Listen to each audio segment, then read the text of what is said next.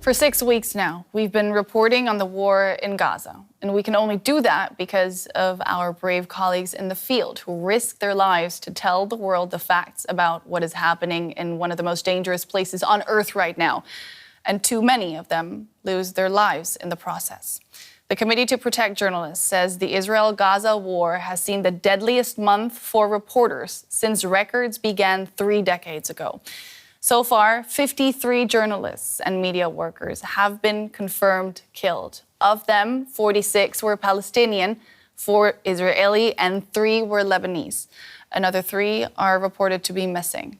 Other reporters have been injured or arrested.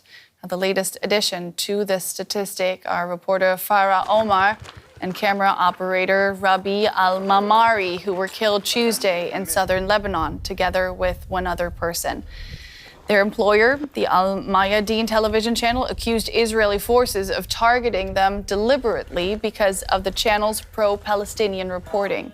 The IDF says it's looking into the incident. Farah Omar and Rabih Al Maamari were buried today in Beirut. We can now speak to Sharif Mansour. He's the Middle East and North Africa Program Coordinator for the Committee to Protect Journalists. Good to have you on the show.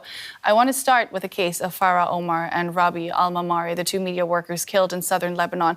What can you tell us about the circumstances of their deaths?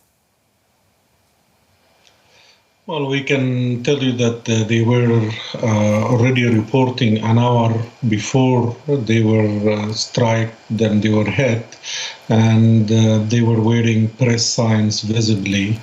And you can also know that this channel, al-Mayadeen, have been recently banned in Israel under a new legislation, emergency legislations, that basically allows the government in Israel for the first time to conduct outright censorship under vague and suspicious accusation of harming national morale and non-harming national security.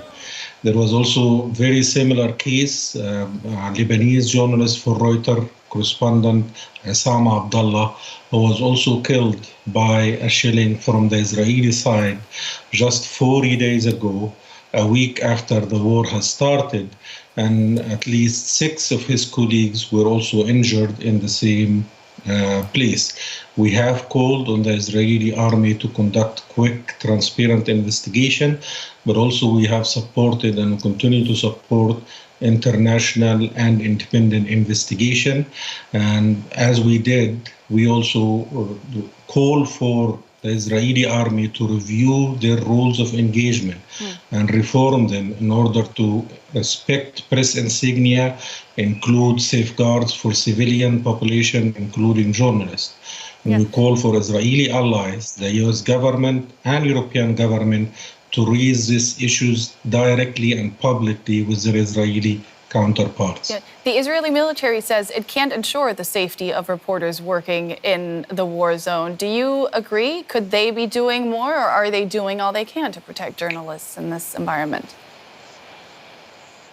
Absolutely, they cannot evade responsibilities under international law to exercise proportional and warranted use of force against journalists and against media facilities, because if they don't do so, it constitutes a possible war crimes.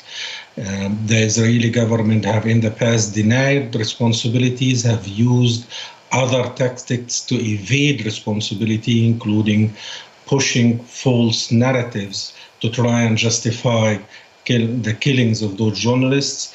We want to make sure that live up to their commitments that they've made in the past, and they've also are facing those questions from within Israel and from their allies about how to reform those rules of engagement. Yeah, you have your eyes, and your organization has its eyes on many conflicts around the world. What makes the war in Gaza so incredibly dangerous for journalists?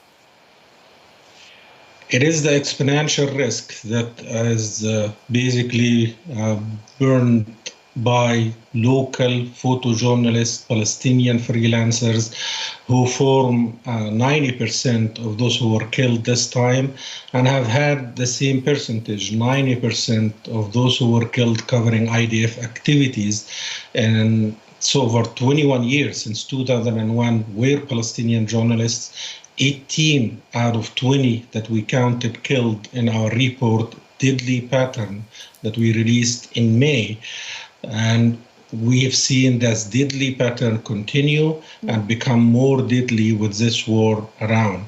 Yeah. And it's because those journalists were forced to flee when there was no safe haven and no exit. Yeah. The first few journalists who were killed in Gaza were killed near the southern crossing in Rafah and near the northern crossing in Erez. And since then, they have been killed everywhere in between, including in the south, in Khan Yunis and Rafah city, where they were told is going to be safe.